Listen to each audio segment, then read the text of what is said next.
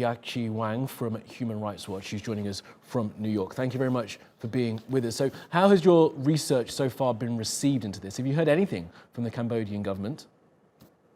Nothing, not from the Cambodian government, not from the Chinese government, not from the Chinese company that built the dam, nothing. So, I mean, that's probably not surprising. It was maybe a little bit of a silly question. So what are you expecting that will come of this? How are the people who have been affected by what's happened with this dam? I really hope that, with the tension that the pressure we're giving to the Cambodia government, the Chinese government, also the Chinese company, they will do some changes. I mean, they can reassess the situation. They can recompensate the people who are affected by the dam. And that's what it's about, isn't it now? Because, of course, this dam is built. The land we're seeing pictures of it now has been entirely deluged with water. So it is about compensating those people. Where have they been moved to? Can you tell us that? Where have they been taken from and to?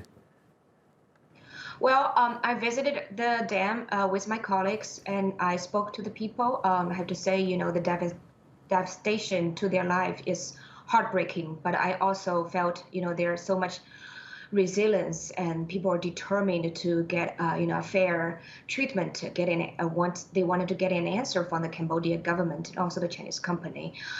In terms of, where the people were displaced, there are two kinds of people who are affected.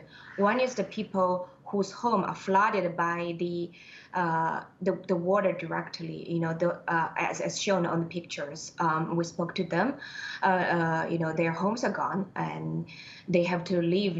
Some chose to accept the new house built by the government, by the Chinese company, and they moved there. And then there are a lot of problems with the houses, the water. They lost access to the fishing they used to rely on to make a living, to be able to have food. Then there are the people who refuse to accept the new housing built to them because they felt this whole project is so unfair. They refuse to be participating in it. Then they just move to the land next to the flooded area.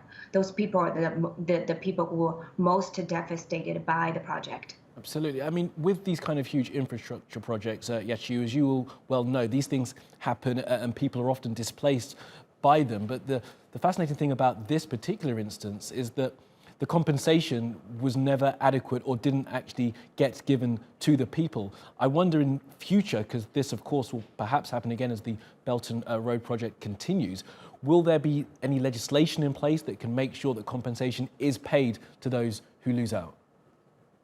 I certainly hope so. I mean, this is definitely not unique to Cambodia. There are Human Rights Watch has done research in other areas.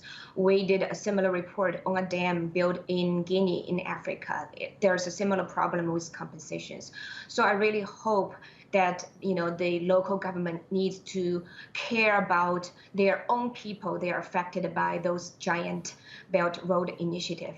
Also, to the Chinese government, I mean, they should care about their international image. They wanted to use this Belt Road project to advance their interests and image abroad, and they needed to care about the people that are affected by their projects. Absolutely. Okay, Yaqiu Wang from Human Rights Watch, thank you for your time and best of luck in all your work. Thank you.